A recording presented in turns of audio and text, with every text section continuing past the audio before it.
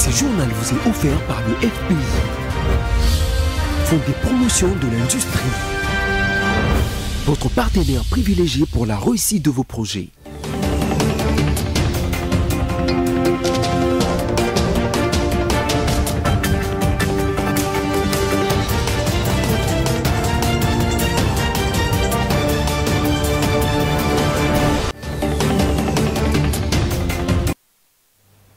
Mesdames et messieurs, bienvenue à ce nouveau numéro du journal sur BCTV. En voici tout de suite le sommaire.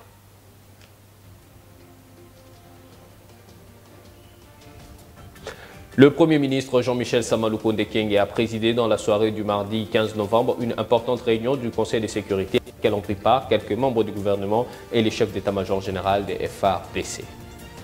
Sous la houlette du président Christophe Mbosso de l'Assemblée nationale, la plénière du mardi s'est essentiellement consacrée au débat sur le projet de loi sur l'impôt et les sociétés et les revenus des personnes physiques.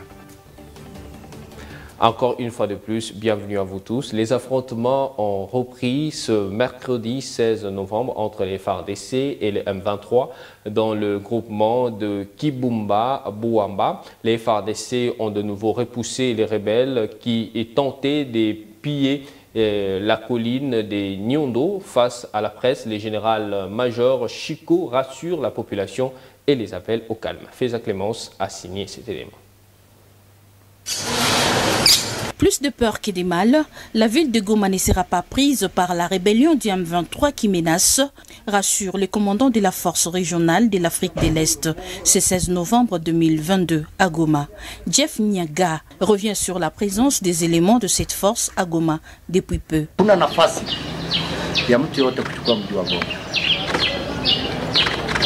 As a force commander, that is very clear.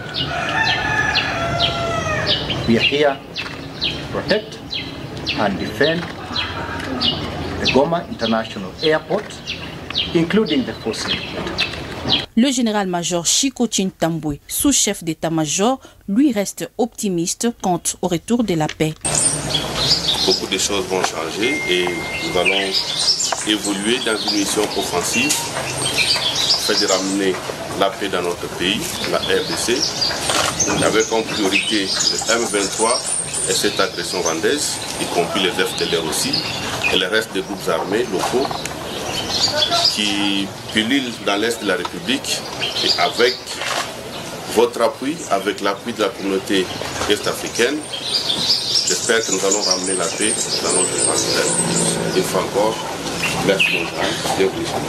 À Goma séjourne une grande délégation officielle du Kenya, dont l'ambassadeur Georges Nassafou et de nouvelles unités arrivées ce mercredi 16 novembre 2022. C'était plutôt un élément de la presse locale plutôt que de Feza Clémence, comme je vous l'ai dit tantôt. En bref et en images, après les consultations de Kinshasa avec les organisations de la société civile du Kivu, les facilitateurs Uhuru Kenyatta est arrivé mardi 15 novembre en début d'après-midi à Goma. Sa visite a eu pour but de constater la souffrance de populations congolaises déplacées et le désastre humanitaire causé par ce conflit injuste imposé à la RDC. Choqué par la situation à l'est du pays, les facilitateurs a indiqué, nous citons, « Ce que j'ai vu est une catastrophe et qui sera un désastre humanitaire si nous n'y prenons pas garde ». Fin des citations. Évoluons dans ce journal, mesdames et messieurs, sur instruction du président de la République, Félix-Antoine Tshisekedi Tshilombo. Le Premier ministre Jean-Michel Sama Lukonde Kyenge a présidé dans la soirée du mardi 15 novembre 2022 une importante réunion du Conseil de sécurité à laquelle ont pris part quelques membres du gouvernement, le chef d'état-major général des FARDC, des officiers militaires et policiers, ainsi que les responsables de services de renseignement. Réunion sécuritaire qui sera désormais, surtout en cette période où la République démocratique du Congo est agressée par le Rwanda sous couvert du M23, a passé en revue la situation sécuritaire du pays, principalement la situation humanitaire dans la province du Nord Kivu. Selon le ministre de la Communication et Médias qui a fait les comptes rendus à la presse, les participants à cette réunion de sécurité ont salué la réponse que les jeunes ont réservée à l'appel à la mobilisation lancé par les commandants suprêmes des FARDC. Nous avons noté avec satisfaction que beaucoup de jeunes ont répondu à l'appel à la mobilisation du président de la République pour défendre l'intégrité territoriale. Nous encourageons d'autres à faire comme cela pour nous assurer que nous mettons tous en ordre de bataille pour la défense de la patrie. Mais vous savez que faire des opérations, cela suppose aussi des questions liées notamment à la prise en charge et tout le reste. C'est ce qui justifie la participation à cette réunion des ministres de budget et finances, parce que nous voulons nous assurer que tout est mis à la disposition de ceux qui doivent défendre la patrie et pour que nous puissions sortir victorieux de cette guerre injuste qui nous a été imposée. Il s'y est dénoté que le gouvernement congolais n'entend donc ménager aucun effort pour arriver à la victoire finale dans cette agression étrangère. D'une réunion à une autre, le Premier ministre, toujours Jean-Michel Sama Lukonde Kyenge, a présidé une importante réunion qui a connu la participation des responsables de la mission onusienne en RDC et des quelques membres du gouvernement. Cette rencontre a été axée sur la question liée au plan de retrait de la MONUSCO. Laetitia Mvemba, encore une fois de plus. La question liée au plan de retrait de la MONUSCO était essentiellement sur la table des discussions entre le Premier ministre Jean-Michel Sama Lukonde, les membres du gouvernement et les responsables de la mission onusienne. Pour le porte-parole du gouvernement, cette rencontre consistait à faire le point de raccourcir le délai de la MONUSCO. Il avait été convenu que nous puissions travailler sur le plan de retrait en cours avec la MONUSCO, y compris pour raccourcir le délai. Et dans ce plan de délai, il y avait des rôles qui étaient répartis d'une part à la mission et d'autre part au gouvernement congolais.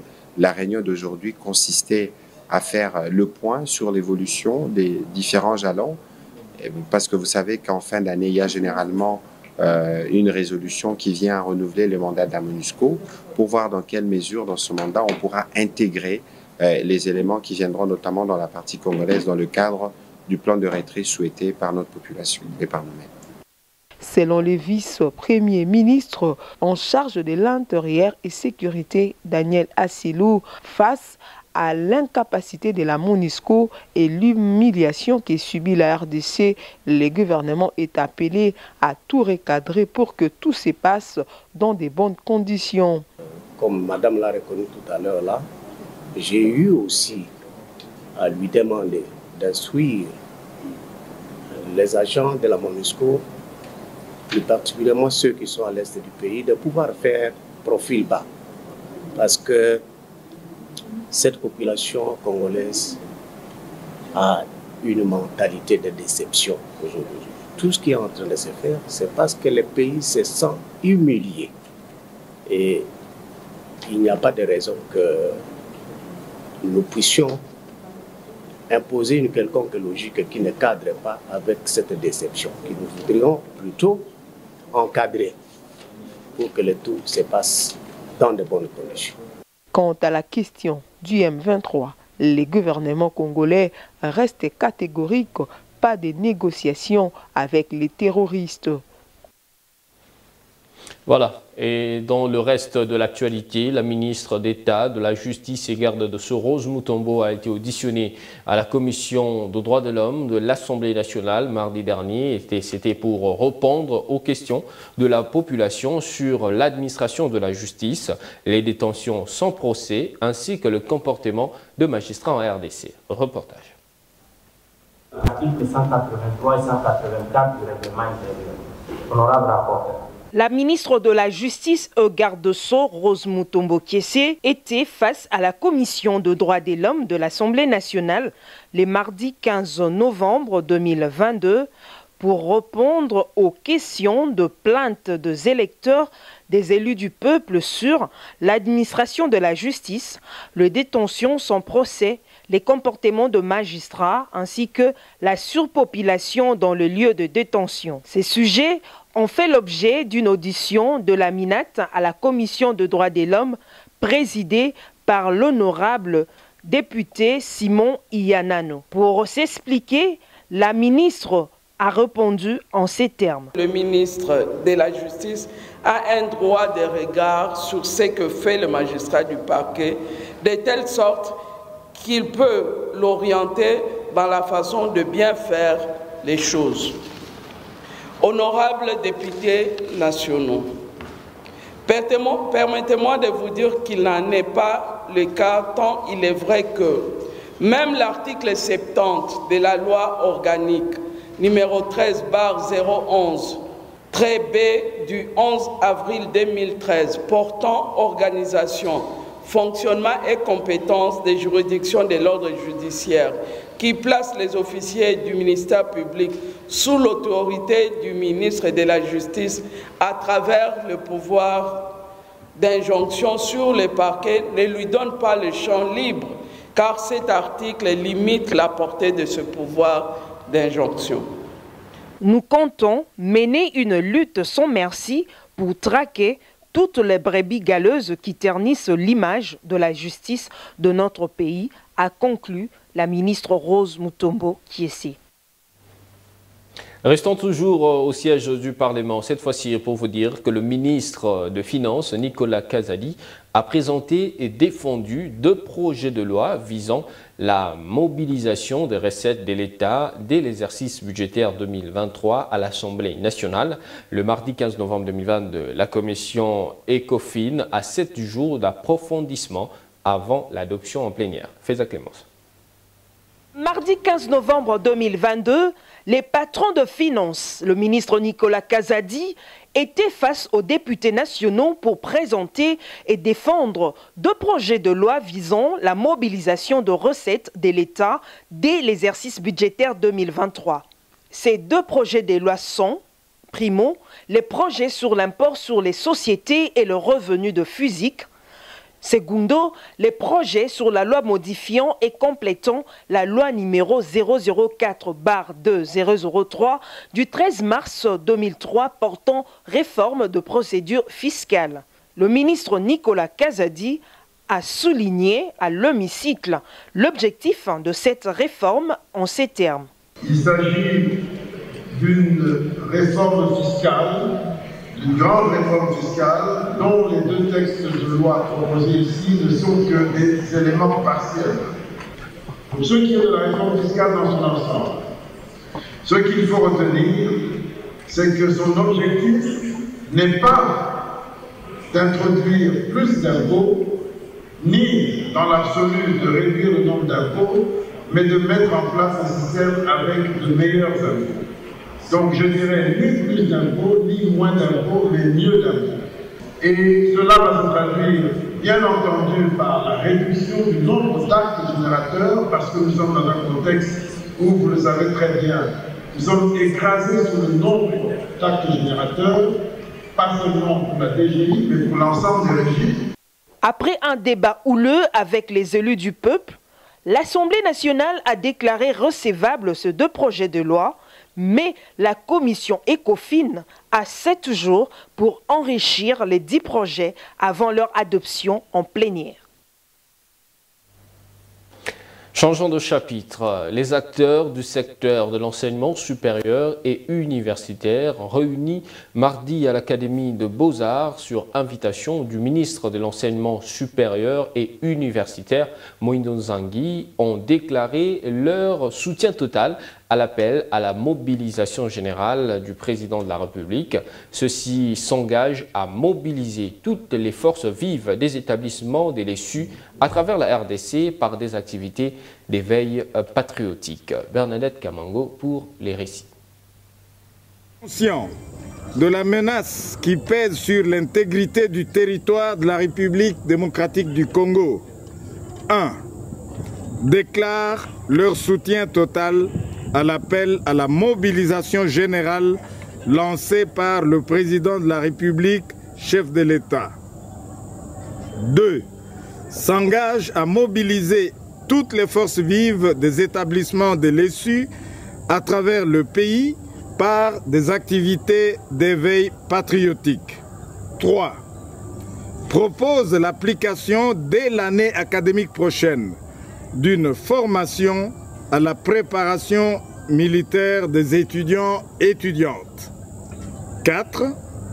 Affirment leur disponibilité à développer des modules de formation civique, patriotique et militaire en concertation avec les services techniques compétents.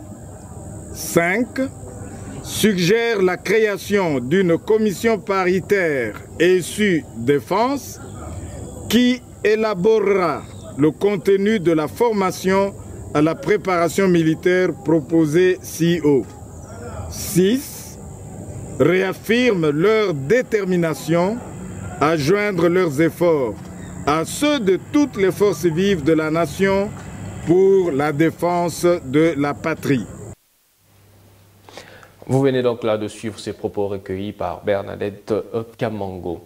En bref et en images, âgé de 76 ans, l'ancien président des États-Unis d'Amérique, Donald Trump, a annoncé officiellement avec pompe sa candidature pour l'élection présidentielle américaine de 2024.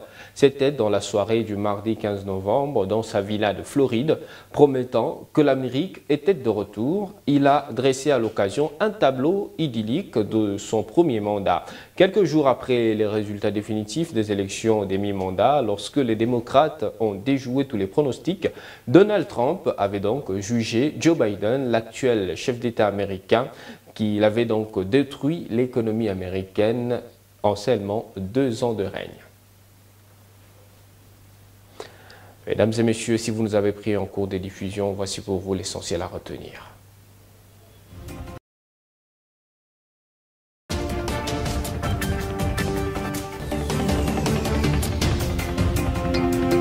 Et dans la soirée du 15 novembre, une importante réunion à laquelle on prépare quelques membres du gouvernement et les chefs d'état-major général des FARDC.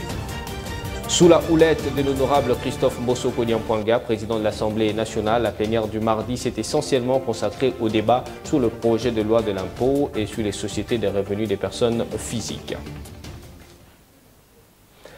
Ce journal est terminé. Merci à vous qui l'avez suivi. Restez fidèles au programme de BCTV. On se retrouve la fois prochaine et surtout avec le même plaisir. Portez-vous bien. Au revoir.